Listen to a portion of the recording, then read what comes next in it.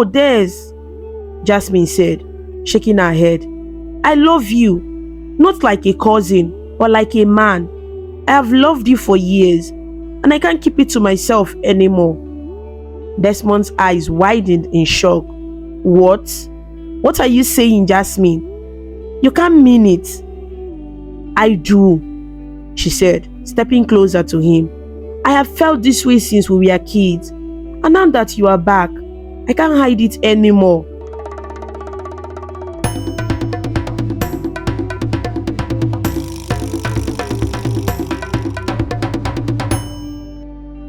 The sun was shining brightly that morning as Jasmine walked through the kitchen door, carrying a steaming plate of food in her hands.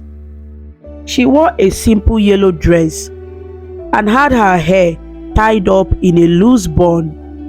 The aroma of freshly cooked jollof rice filled the air, and she inhaled deeply, smiling to herself. Carefully, she placed the plate on the dining table, adjusting it so everything looked neat. There, she said softly, admiring her work.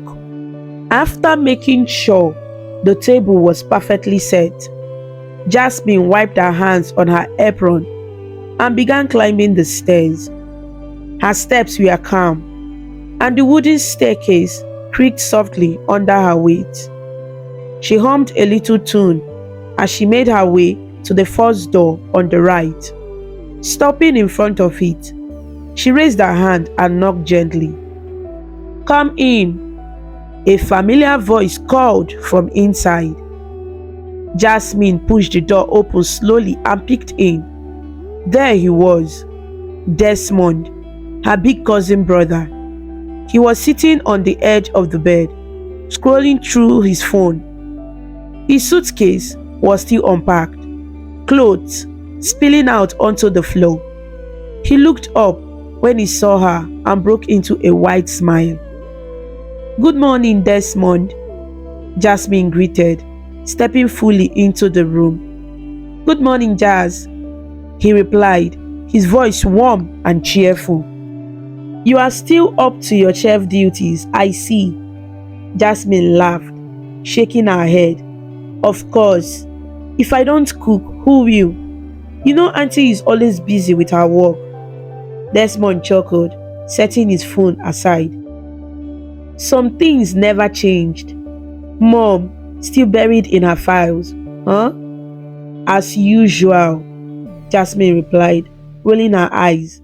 She left early this morning for a meeting. They both laughed, the sound filling the room like sunshine.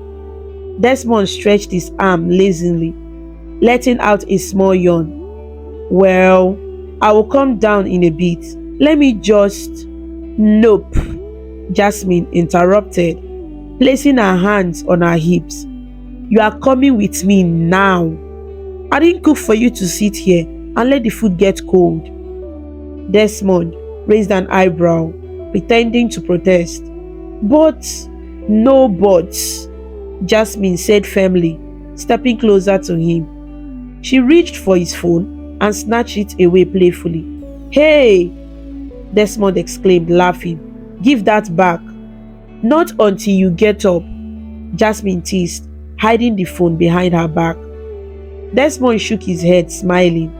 Fine, you win. He stood up, running a hand through his short hair. That's better, Jasmine said, satisfied.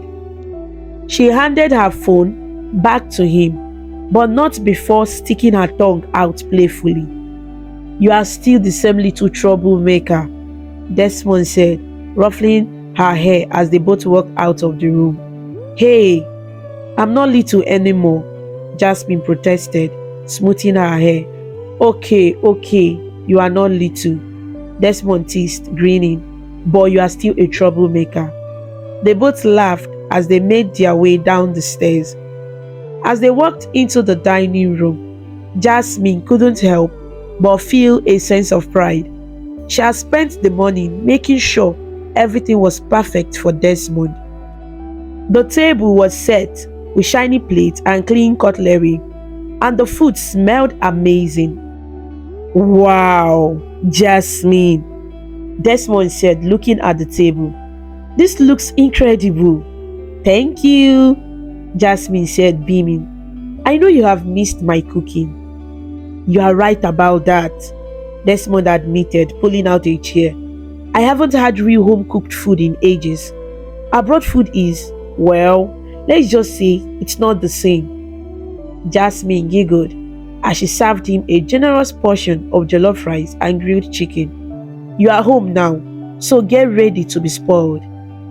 Don't make me fat, Desmond joked, picking up his fork. Oh, please, Jasmine replied, sitting across from him. You look like you haven't eaten in days. Eat up.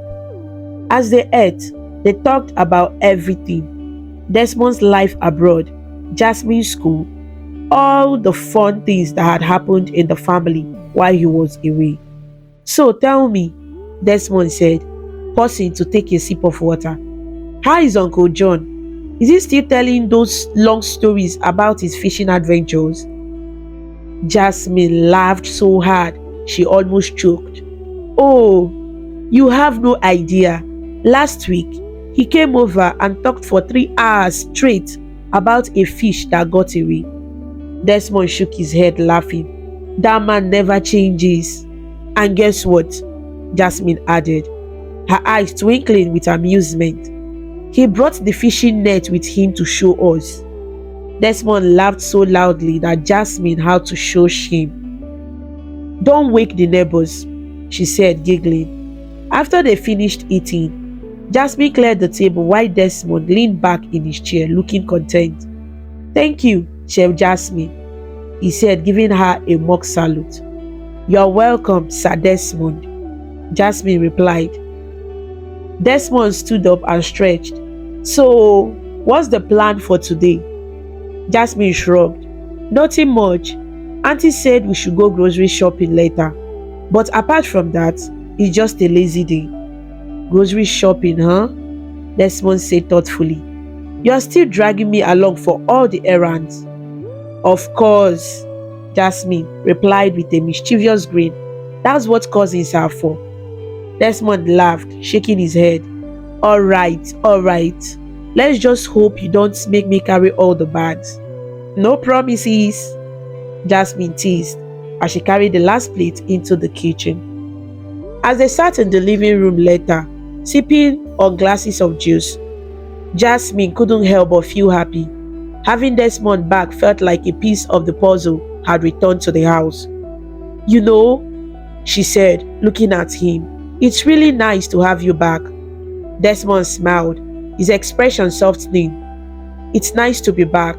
I have missed this place. And you. Jasmine's cheeks turned pink, and she quickly looked away. Well, don't get too used to it. You'll probably leave again. Maybe, Desmond said, his tone serious now.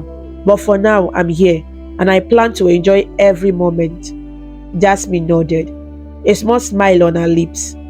She couldn't wait to see what adventures awaited them now that Desmond was back. And with that, the two cousins sat together, laughing and reminiscing the sound of their voices, filling the house with warmth and joy. Later that afternoon, the sun was bright, and a cool breeze made the day perfect for running errands. Jasmine and Desmond headed out to get groceries. Desmond carried a reusable shopping bag in one hand while Jasmine held a long shopping list in the other. You sure we need all this? Desmond asked, peeking over her shoulder at the list. Yes, we do, Jasmine said, rolling her eyes. Auntie Judy said we should stock up for the week. Desmond chuckled. You mean you will stock up while I do all the heavy lifting? Jasmine grinned mischievously. Exactly. That's what you are here for, big cousin. Inside the grocery store, the two walked side by side, chatting and laughing like old friends. Jasmine checked items off the list as they went. Okay, we need cereal, Jasmine said, scanning the shelves. She reached up to grab a box, but quickly realized it was too high. She stretched, standing on her toes, but it was no use. Need help, short girl? Desmond teased, smirking. Jasmine shot him a playful glare. I'm not short. The shelf is just too high. Desmond laughed, effortlessly reaching up and grabbing the box. Sure, keep telling yourself that, he said, handing it to her. Thank you, Mr. Tall Guy, Jasmine replied, pretending to be annoyed, but she couldn't hide her smile. They continued shopping, teasing each other along the way. Hey, do we need this? Desmond asked, holding up a giant pack of chocolate cookies. No, we don't, Jasmine said firmly. But I do, Desmond replied, tossing it into the cart with a grin. Jasmine shook her head. You are impossible. And you love it, Desmond shot back, earning a laugh from Jasmine. After they finished shopping, they headed to the cashier to pay. Desmond pulled out his wallet, insisting on covering the bill despite Jasmine's protest. You don't have to pay for everything, you know, Jasmine said, crossing her arms. It's my treat, Desmond replied, waving her off. Besides, you cooked for me this morning. This is the least I can do. Fine, Jasmine said, pretending to sulk, but she was secretly grateful. When they got home, Auntie Judy, Desmond's mom, was already back. She was standing in the living room when they walked in, and her face lit up the moment she saw Desmond. There is my son, she exclaimed, rushing over to hug him tightly. Hi, Mom, Desmond said, smiling as he hugged her back. Auntie Judy pulled back and looked at him closely. You look so good. Did Jasmine stress you too much today? Desmond laughed. No, Mom, Jasmine was great. She made sure I didn't starve, and she even let me carry all the bags. Good girl, Auntie Judy said, turning to Jasmine and giving her a warm smile. Thank you, Auntie, Jasmine said politely. Now, you two, come inside and rest, Auntie Judy said, leading them into the house. While Desmond sat down with his mom in the living room, Jasmine went to the kitchen to put away the groceries. She walked quickly, arranging everything neatly in the cupboards and fridge. Afterwards, she started doing some laundry, humming a song as she walked. In the living room, Desmond and his mom caught up on everything.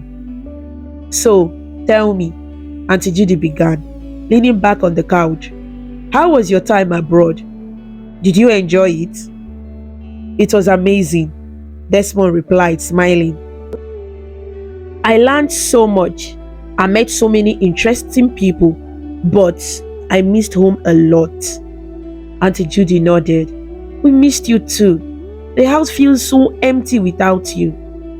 Desmond looked around the familiar room, memories flooding back. It feels good to be back, Mom. I forgot how warm and cozy this place is. Judy laughed. That's because you are used to all those cold apartments over there. Did you stay in one of those tiny dorm rooms? Desmond shook his head. At first, yes, but later I got an apartment with a friend. It wasn't bad, but it's nothing like home. You have done so well for yourself, Judy said, pride shining in her eyes. Your father would be so proud of you wherever he is. Desmond's smile faltered for a moment, but he quickly recovered. Thanks, Mom. I just wanted to make you proud. You have, Judy said firmly. You have done more than I ever dreamed. They continued talking for hours, laughing and sharing stories. Desmond told her about his classes, his professors, and even a funny incident where he got lost on campus during his first week. Judy couldn't stop laughing. You lost? She said, wiping tears of laughter from her eyes. You have always had such a great sense of direction. Not in a foreign country, Mom, Desmond admitted, laughing along with her. Later that night, the three of them gathered around the dining table for dinner. Jasmine had prepared another delicious meal, fried plantains, spicy chicken, and vegetable stew. The aroma alone made Desmond's mouth water. "This smells amazing," Desmond said as Jasmine brought the food to the table. "Thank you," Jasmine said, smiling shyly. As they ate, Desmond couldn't stop praising her cooking. "Jasmine, this is incredible," he said after taking a bite. "You have outdone yourself again." "Thank you, Des," Jasmine said, her cheeks turning pink. "You are so lucky to have Jasmine here, Mom," Desmond said, turning to Judy. "She's the best cook in the house." "I know," Judy replied, smiling. "I don't know what I would have done without her." Jasmine laughed softly. "You two are making me blush." "Well, you deserve it," Desmond said, taking another bite. The dinner was filled with laughter and conversation. Desmond shared more stories from abroad, while Jasmine and Judy chimed in with updates from home. The three of them felt like a real family, connected by love and shared memories. As the evening went on, Jasmine felt a sense of happiness she hadn't felt in a long time. Having Desmond back made everything brighter and warmer. She couldn't wait to see what tomorrow would bring. And with that, the day came to a close, the house filled with sound of laughter and the smell of delicious food. The house was quiet, and the light in every room had gone out for the night. Desmond retired to his room after a long day. He stretched his arms, yawning deeply, and dropped onto his bed. His mind wandered to the fun moment he had shared with Jasmine and his mom earlier. "Feels good to be home," he murmured to himself with a small smile. He turned off the light, pulled the blanket over himself, and closed his eyes. Just as sleep began to claim him, he heard a faint sound. His eyes snapped open. At first, he thought he was imagining things, but the sound came again, a soft shuffle, followed by a light knock on his door. "Who is there?" he called, sitting up and switching on the bedside lamp. The door creaked open, and Jasmine stepped inside. She stood by the door, her face pale, her hands fidgeting nervously. "Jasmine," Desmond asked, surprised. "What's wrong? Are you okay?" Jasmine nodded but didn't move. I had a nightmare," she said quietly. "I couldn't sleep. Can I stay here with you tonight?" Desmond blinked, trying to process her words. "You want to stay here, in my room?" Jasmine nodded, her eyes pleading. "Please, Des, just for tonight." He sighed, scooting over on the bed. "All right, you can sleep here. I will take the sofa." Jasmine shook her head quickly. "No, don't worry about the sofa. We can share the bed. It's big enough for both of us." Desmond hesitated. "Are you sure about that?" "Yes," she replied firmly. "We are family, Des. There is nothing wrong with it." After a moment's pause, Desmond nodded. "Okay, if you are fine with it." Jasmine climbed into the bed, and Desmond settled in beside her, keeping a respectable distance. "Thanks, Des," she said softly, pulling the blanket over herself. "You are welcome," he replied, smiling faintly. "Now, try to sleep." For a while, they lay in silence, but neither of them seemed to drift off. "Desmond," Jasmine whispered suddenly. "Yeah? Do you remember the time you got stuck in that tree when we were kids?" Desmond laughed softly. "Of course I do. You are the one who dared me to climb it." "I didn't know you were so scared of heights," Jasmine said, giggling. "Well, now you know," Desmond replied, chuckling. "What about you? Remember the time you spilled juice all over Uncle John's white shirt?" Jasmine burst into laughter. "Oh my God, yes! He was so mad, but you covered for me and said it was your fault." "That's what big cousins are for," Desmond said with a grin. They continued talking and laughing, sharing memories from their childhood until sleep finally overtook them. Sometime in the middle of the night, Desmond stirred. He felt a pressure in his bladder and realized he needed to use the restroom. Slowly, he sat up and turned to check on Jasmine. But what he saw froze him in place. Jasmine was sitting up, staring at him intently. Her eyes held a strange look, something he had never seen before. She was smiling softly, her gaze fixed on him in a way that made his heart race, but not in a good way. "Jasmine," he said, his voice breaking the silence. She didn't seem to hear him, lost in her thoughts. "Jasmine," he called again, louder this time. She jolted, her eyes widening. What? What happened?" Desmond frowned. "I should be asking you that. Why were you looking at me like that?" Jasmine shook her head quickly, avoiding his gaze. "I wasn't looking at you in any way," she said defensively. "Yes, you were," Desmond insisted. "You are staring at me, and it wasn't normal. What's going on, Jasmine?" Jasmine sighed, her shoulders slumping. "It's nothing, Des. Just forget it." But Desmond wasn't convinced. "No, I won't forget it. You were looking at me in a way I don't understand. Tell me, what's wrong?" Jasmine hesitated, then stood up, her face unreadable. She took a deep breath before speaking. "Des, I love you," she said softly. Desmond blinked, confused. "Of course, you love me. We are family." "No, Des," Jasmine said, shaking her head. "I love you, not like a cousin, but like a man. I have loved you for years, and I can't keep it to myself anymore." Desmond's eyes widened in shock. "What? What are you saying, Jasmine? You can't mean it." "I do," she said, stepping closer to him. "I have felt this way since we were kids, and now that you are back, I can't hide it anymore." Desmond stood up, backing away from her. "This is madness. Jasmine, we are cousins. You can't feel that way about me." "We are not really cousins," Jasmine said suddenly. Desmond froze. "What do you mean we are not cousins?" Jasmine sighed, her voice trembling. "Auntie Judy and Uncle Uzo aren't your real parents. You were adopted, Des." Desmond stared at her, his mind reeling. "What kind of nonsense is this? Why would you say something like that?" "It's the truth," Jasmine insisted. "Uncle John told me."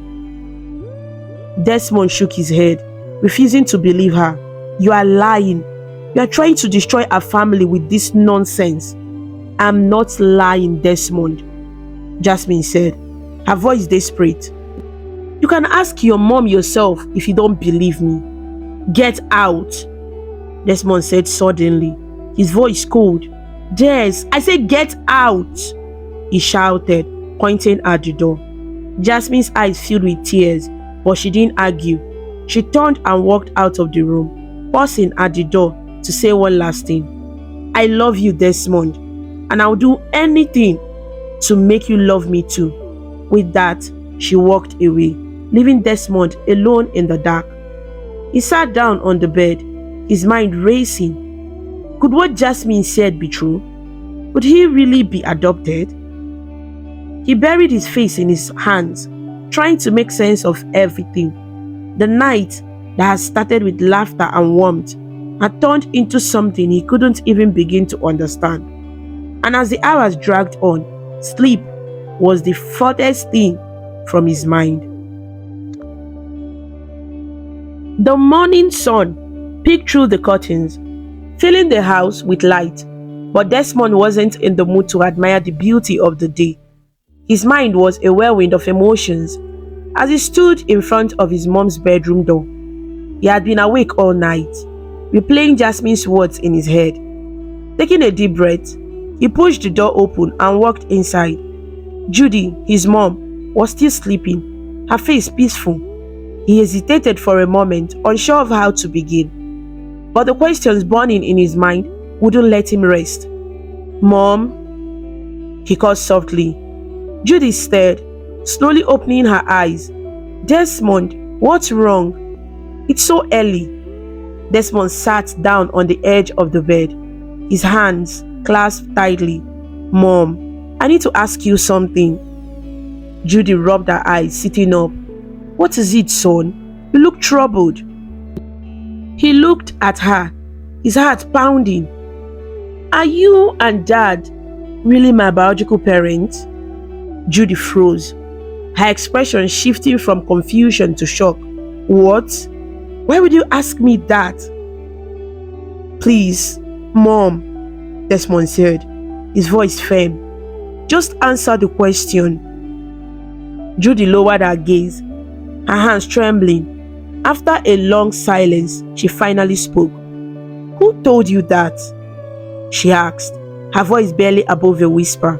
Mom, Desmond said again, his tone more urgent. Please, answer me first. I need to know the truth. Judy sighed deeply, tears welling up in her eyes. She took his hand in hers and began to speak. 23 years ago, she started, her voice shaky. Your dad and I couldn't have children. We tried everything, doctors, treatment, prayers, but nothing worked. We were heartbroken. All we wanted was a child to call our own. Desmond's breath hitched, but he stayed quiet, letting her continue. One day, we decided to adopt. Judy said, her tears falling freely now. That's when we found you. You were just a baby, so tiny and precious. From the moment we saw you, we knew you were meant to be ours. Desmond's heart ached as he listened but didn't interrupt. We never wanted you to feel different, Judy said, her voice breaking. We loved you like our own because you are our own. We didn't tell you because we didn't want you to feel hurt or abandoned. I'm so sorry if keeping it from you made you feel any less loved. Desmond's chest tightened. He scooted closer to her and wrapped his arms around her in a tight hug. Thank you, Mom, he whispered. Thank you for everything. Judy held him, patting his back gently. You will always be my son, Desmond. Nothing will ever change that. For a moment, they sat in silence, the bond between them stronger than ever. After a while, Judy pulled back and looked at him. But Desmond, who told you about this? How did you find out? Desmond shook his head. It doesn't matter, Mom. I will handle it. Judy wanted to press further, but the look in his eyes told her it wasn't the right time. Desmond left her room, his mind still racing. As he made his way to the kitchen, a familiar smell of food greeted him. Jasmine was there, stirring a pot on the stove. She looked up and smiled brightly when she saw him. Good morning, Des, she said cheerfully. Did you sleep well? Desmond forced a smile. Yeah, I did, he replied, heading straight to the fridge to grab a bottle of water. As he turned to leave, Jasmine stepped in front of him, blocking his path. Wait, she said, her tone soft. Des, about last night. Desmond sighed heavily, his fake smile fading. Jasmine, I don't want to talk about it. But I do, Jasmine insisted, her eyes pleading. We need to talk about it. Desmond shook his head, trying to sidestep her, but she moved to block him again. Please, Des, let me explain. There is nothing to explain, Desmond said firmly. Yes, there is, Jasmine said, her voice growing more desperate. I need you to understand how I feel. Desmond stared at her, his patience wearing thin. Jasmine, you are my cousin. Whatever you think you are feeling, it's wrong. We are not siblings, Jasmine shouted suddenly, her voice echoing in the kitchen. Desmond froze, his jaw tightening. I don't care what you say, he replied. As far as I'm concerned, we are siblings, and this obsession you have is unhealthy. I'm not obsessed, Jasmine yelled, tears streaming down her face. I love you, Des. I have always loved you. Don't you see that? Desmond's eyes hardened. You need help, Jasmine. What you are doing, what you are saying, it's not normal. Jasmine stepped closer, her voice trembling. Des, I've taken care of you since we were kids. I've been there for you through everything. Can't you see how much I care about you? Desmond clenched his fists, his frustration boiling over. Stop this, Jasmine. Just stop. Whatever you are feeling, it's not love. It's an obsession, and it's tearing this family apart. Jasmine stood there, her face pale and her hands shaking. I'm not trying to hurt anyone, she said quietly. Then prove it, Desmond said, his voice cold. Walk away from this madness and get help. With that, he pushed past her, leaving the kitchen. Jasmine stood there alone, her tears falling silently as she stared at the empty doorway. Desmond stormed into his room, slamming the door behind him. His chest heaved as he tried to calm himself.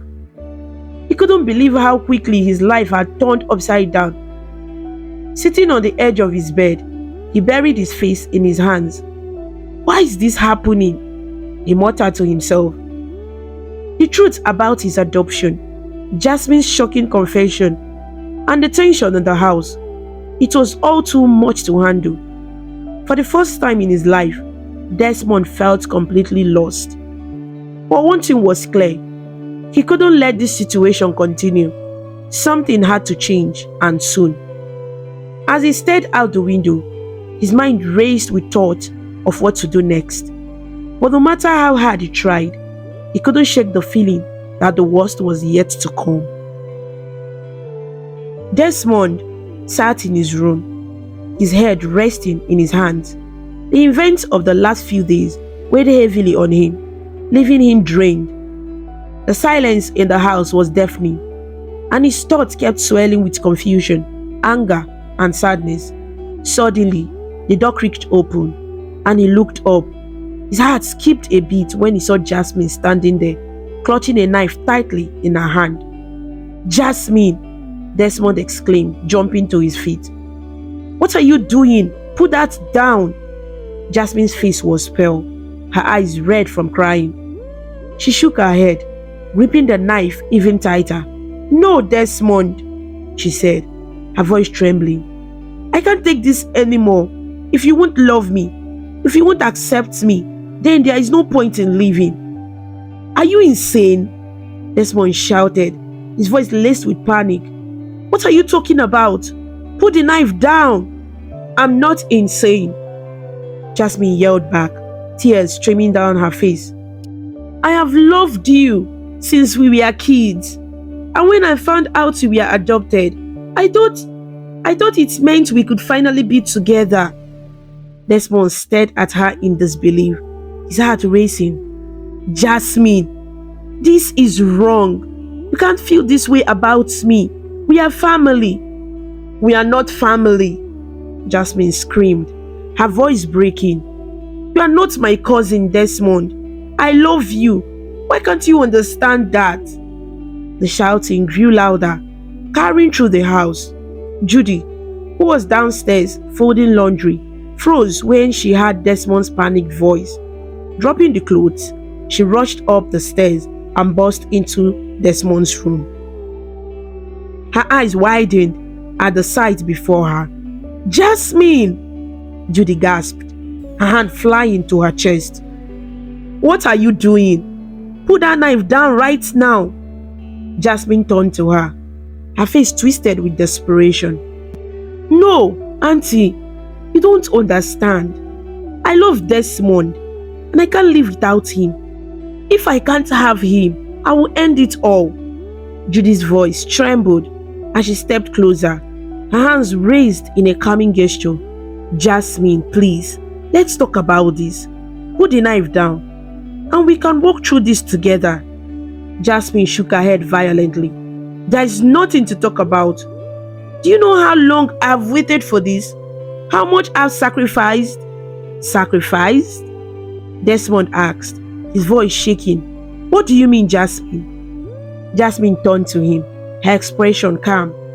Do you remember Rita, your first girlfriend, or Ola, the girl you couldn't stop talking about in college? Desmond's heart sank. What about them? I killed them, Jasmine said, her voice cold. I couldn't stand seeing you with anyone else. If I couldn't have you, they couldn't either. Judy let out a horrified gasp, her legs feeling weak. Jasmine, no, please, tell me that's not true. It's true, Auntie, Jasmine said, her voice trembling. I did it for us, Desmond, for our future. Desmond staggered back, his mind unable to process her words. You are lying, he whispered, his voice barely audible. I am not lying, Jasmine shouted. I loved you enough to do whatever it took to keep you mine. Judy, struggling to hold herself together, reached for her phone and quickly sent a text to a friend, pleading for help. She kept her voice steady, trying to calm Jasmine down. Jasmine, she said softly, tears streaming down her face. I raised you like my child. I loved you, cared for you, and I gave you everything I could. Why would you do this to us? You don't understand, Jasmine cried. I've been in love with Desmond my whole life. And when I found out he was adopted, I thought I could finally have him. But he keeps rejecting me.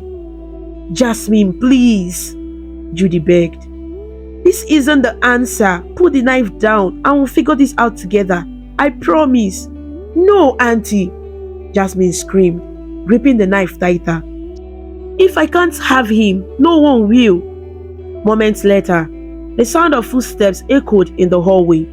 4 police officers entered the room, their hands raised in a calming gesture. Jasmine, one of them said gently, put the knife down. We are here to help. Stay back, Jasmine yelled, pointing the knife at them. Don't come any closer.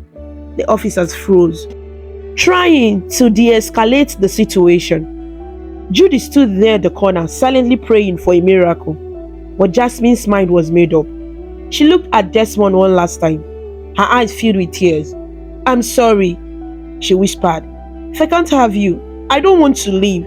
No, Jasmine, don't, Desmond shouted, rushing towards her. Before anyone could stop her, Jasmine plunged the knife into her chest and collapsed to the floor. Jasmine! Judy screamed, running to her side. Desmond dropped to his knees, his hands shaking as he tried to stop the bleeding. Stay with us, Jasmine, Judy begged, her tears falling freely. I'm sorry, Jasmine whispered, her voice weak. I'm sorry for everything. I love you both. With those final words, her eyes closed and her body went still. The ambulance arrived minutes later, but it was too late. Jasmine was gone. Judy and Desmond sat on the floor, holding each other and crying as the paramedics took her body away. The house, once filled with laughter and warmth, now felt cold and empty. For days, Desmond couldn't stop thinking about everything that had happened. Memories of Jasmine's laughter, her playful nature, and her protectiveness flooded his mind. He felt a deep sadness, wishing he could go back in time and change everything. Judy stayed by his side, comforting him as best as she could. This wasn't your fault, Des, she told him gently. Jasmine was troubled, and she needed help. You did everything you could. Desmond nodded, though the guilt in his heart didn't fade. I just wish it hadn't ended this way, he said quietly. We can't change the past, Judy said, holding his hand, but we can honor her memory by moving forward and finding peace. And so, they began the slow journey of healing, carrying with them the lessons and pain of the past. The house would never be the same, but together, they found the strength to face a new chapter, one step at a time. And the story came to an end.